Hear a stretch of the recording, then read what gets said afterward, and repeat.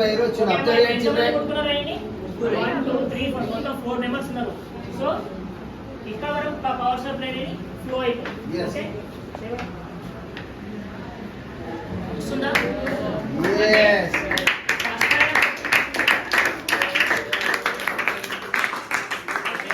So ఈయనకు వెళ్తుంది. So ఈయన టచ్ చేసినా ఈయన కూడా వెళ్తుంది. సో ఈయన టచ్ చేసినా వెళ్తుంది. సో మళ్ళీ ఫస్ట్ టైం టచ్ చేసినా కూడా వెలుగుతుంది. ఓకేనా? అర్థమైందా? సో ఎంతమంది టచ్ చేసినా కూడా ఆటోమేటిక్ ఇలా 100 మంది నిలబెట్టినా కూడా 100 మంది కూడా టెస్ట్ అనేది వెలుగుతుంది. మనకి మరి వాళ్ళకి షాక్ రావాలంటే ఇప్పుడు ఏం చేయాలి? సో ఫస్ట్ పాయింట్ ఏంటంటే ఈయన లాస్ట్ ఈయనే కదా, ఈయన కనుక పొరపాటున ఈ చేయి తీసి గోడ టచ్ చేసిన లేకపోతే ఈయన కాలనేవి ఎప్పుడు టచ్ చేసినా ఏమవుతుంది? సర్క్యూట్ అనేది క్లోజ్ అవుతుంది. ఓకేనా? సర్క్యూట్ అనేది క్లోజ్ అయ్యి షాక్ అనేది వస్తుంది. సో ఎక్కువ ఎఫెక్ట్ ఎవరి మీద పడుతుంది?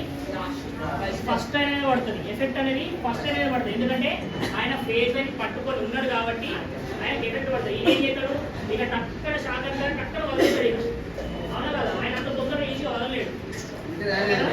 సో కొన్నిసార్లు పవర్ ఏం చేస్తారంటే మనల్ని పట్టుకోలేదా బ్లో అవుతుంది కదా.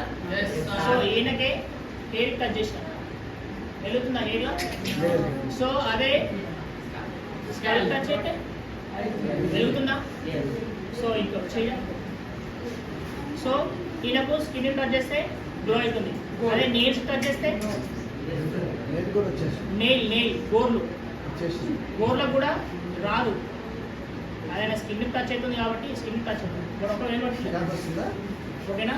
సో ఇంకోటి మన టీత్ కూడా రాదు. బట్ నేను ఎప్పుడైతే వైట్ లైన్ టచ్ అవుతానో అప్పుడే బల్బ్ వెలుగుతుంది.